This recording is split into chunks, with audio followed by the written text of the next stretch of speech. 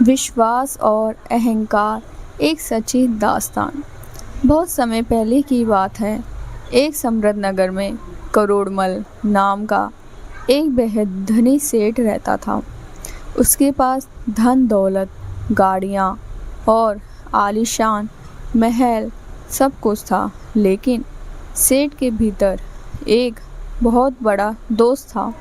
वह परम नास्तिक था। उसका मानना था कि इस दुनिया में जो कुछ भी है वह इंसान खुद अपनी मेहनत और चालाकी से हासिल करता है। वह अक्सर कहता, भगवान जैसी कोई चीज़ नहीं होती, यह सब कमज़ोर और आलसी लोगों का सहारा है। मेरी किस्मत मैंने खुद अपनी तिजोरी से लिखी है।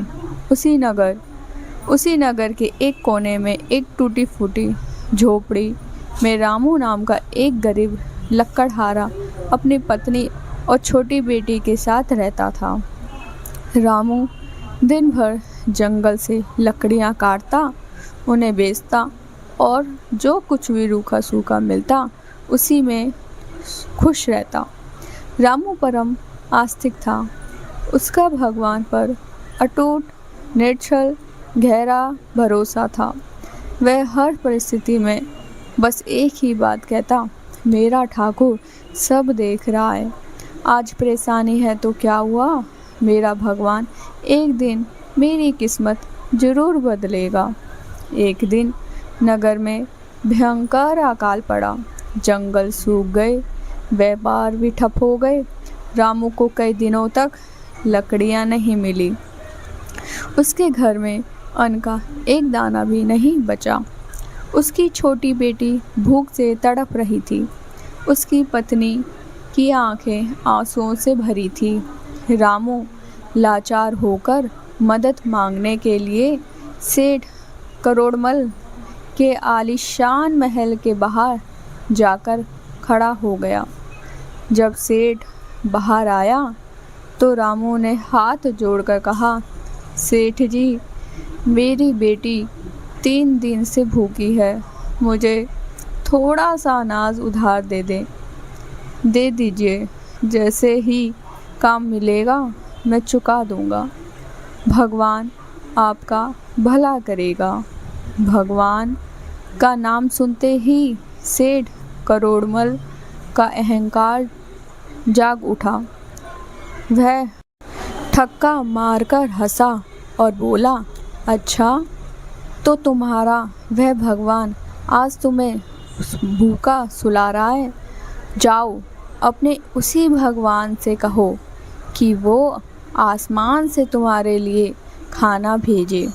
मेरे पास निकम्मों के लिए कुछ नहीं है। रामू की आंखों में आंसू आ गए, लेकिन उसका विश्वास नहीं डगमगाया।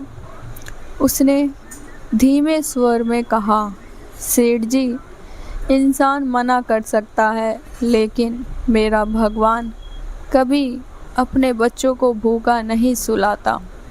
मुझे आज भी उस पर पूरा भरोसा है। सेठ करोड़मल को रामू का यह अटूट विश्वास एक चुनौती की तरह लगा। उसने रामू को नीचा दिखाने और उसके भगवान के अस्तित्व को झूठा साबित करने के लिए एक क्रूर योजना बनाई।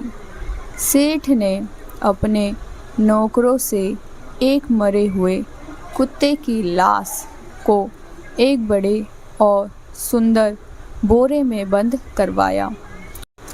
उसने सोचा कि जब रामू इस बोरे को अनाज समझकर खोलेगा और उसमें से सड़ी हुई लाश निकलेगी तो उसका भगवान पर से भरोसा हमेशा के लिए उठ जाएगा।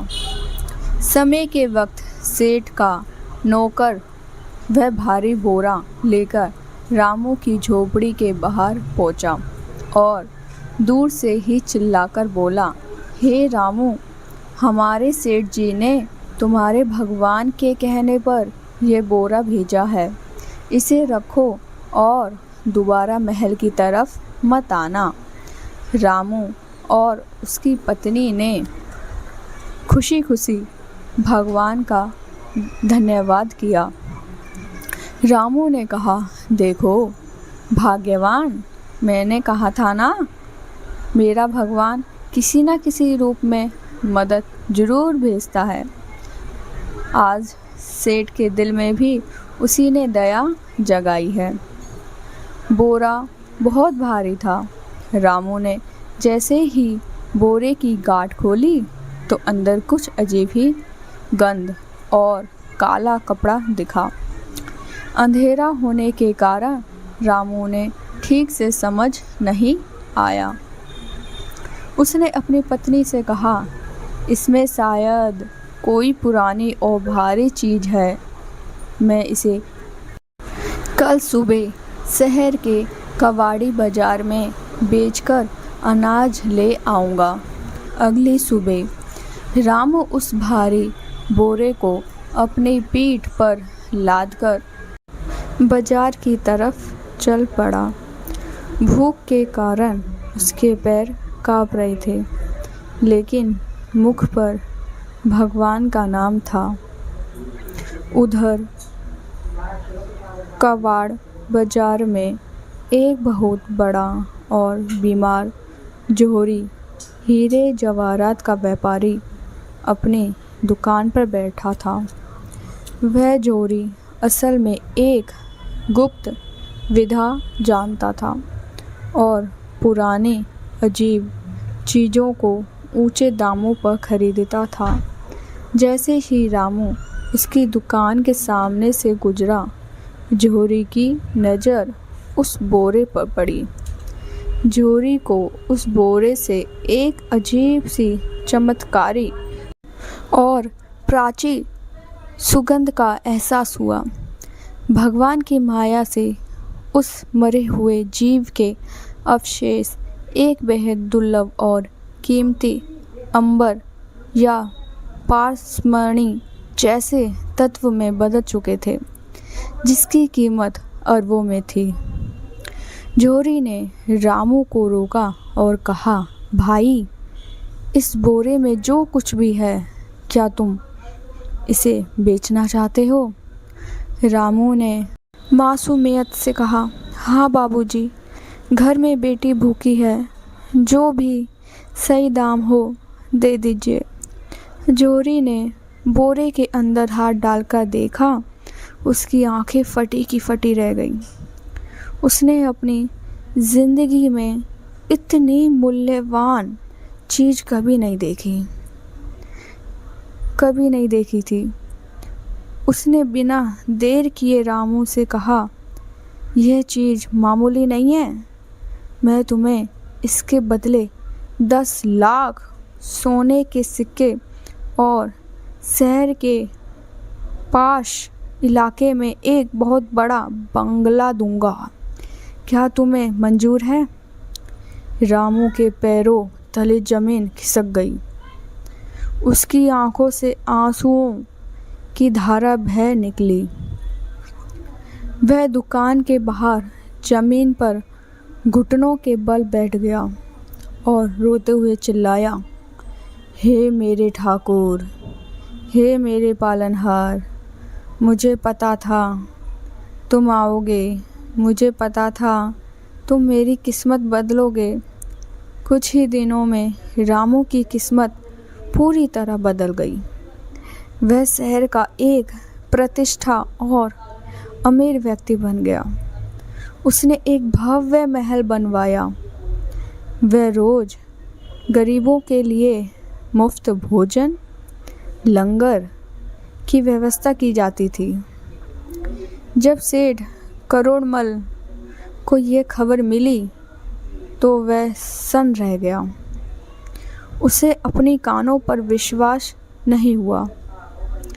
वह आग बबूला होकर अपनी साजिश की हकीकत जानने सीधे रामू के नए महल की तरफ भागा। वह पहुंचकर सेठ ने देखा कि रामू सोने के सिंहासन जैसे आसन पर बैठा है और चारों तरफ खुशहाली है। सेठ करोड़मल चिल्लाया, रामू, ये सब कैसे हुआ? उस बोरे में तो मैंने एक मरा हुआ। सेठ कहते रुक गया। उसे एहसास हुआ कि वह सरेआम अपनी ही साजिश का पर्दाफाश कर रहा है। रामू अपनी जगह से उठा और सेठ के पास आया और अत्यंत विनम्रता से उसके पैर छूकर बोला, सेठ जी, मुझे सब पता है।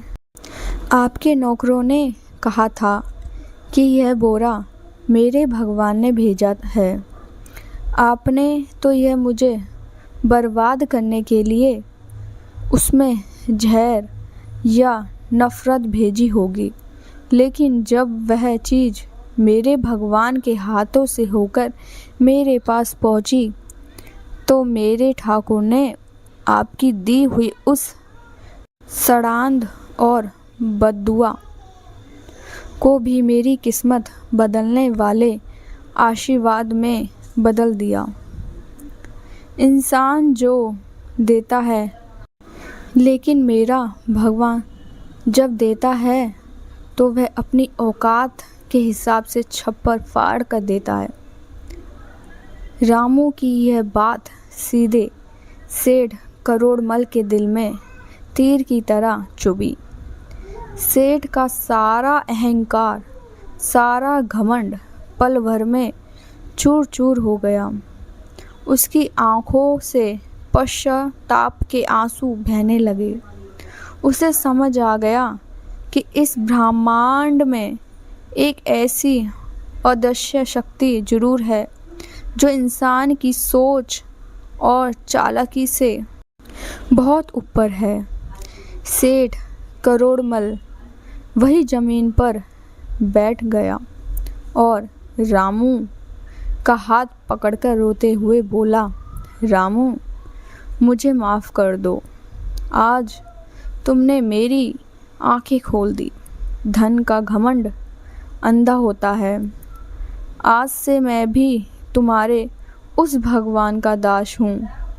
कहानी से सीख ये मिलती है और ये कहानी हमें सिखाती है कि विश्वास में वो शक्ति है जो राख को भी सोना बना सकती है।